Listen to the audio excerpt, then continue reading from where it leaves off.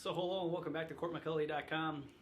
It's that time of the year, it's tax time, and it's also Masters Week, which is a really exciting time. I don't know about you, but I'm a big fan of that time of the year. So I want to get a message in front of you, and I get a lot of people who are saying, hey, you know what, before the end of the year, I want to make sure I get my maximum contributions in. So I'm going to go through some limits, and then I'm going to show you some impact of taking advantage of these limits, and hopefully put some structure around more than just making sure that you're avoiding taxes, but also what does it mean to be putting IRA dollars or HSA dollars away and projecting forward what that would look like out into the future. So with that, we're going to hop in. I'm going to show you what the long-term value of these pre-tax contributions are and how they can benefit you. So right away, we take a look at the HSA limits for 2015.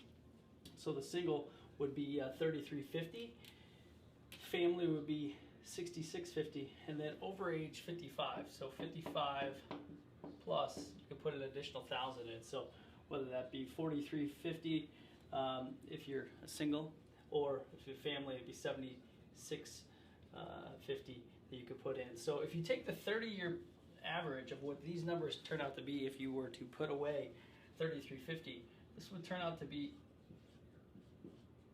$400,000 invested. Let's say that you don't use this money, so they're saying that it's going to cost in excess of $300,000 to $400,000 in retirement in order to pay for your healthcare needs. Well, here's the strategy. You got an HSA account. Why not start funding it to even the individual amount?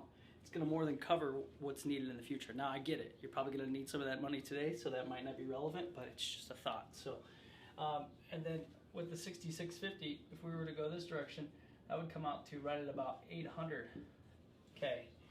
And then if we have the catch up in there, the additional $1,000, that puts us at almost $900,000 over a 30-year period of time, compounding. So what people don't know sometimes inside of these HSAs is if you don't use the money inside of there, you actually can invest it. So this becomes a great pre-tax investment tool so that you can start making progress towards paying for future healthcare needs. So this is what 2015 looks like.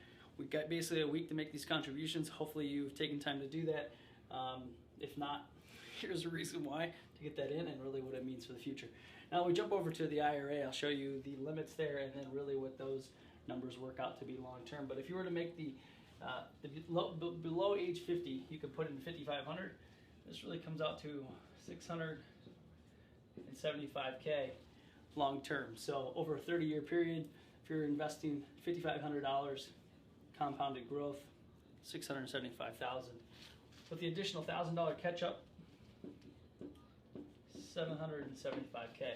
So gets you, more than halfway, obviously, to $1 million just by making the IRA contributions that you're available to do now. Now, let's keep everything static. I believe that those IRA contributions or those IRA limits will go up in the future. But even if you're using the HSA or the IRA, which are non-employer sponsored, very individual solutions that are out there, accessible to everybody, you can really make a ton of progress just using these solutions. And so for 2015, before we have the filing, which is next Monday, April 18th, so we want to make sure that we get that in. So just an important thing to do.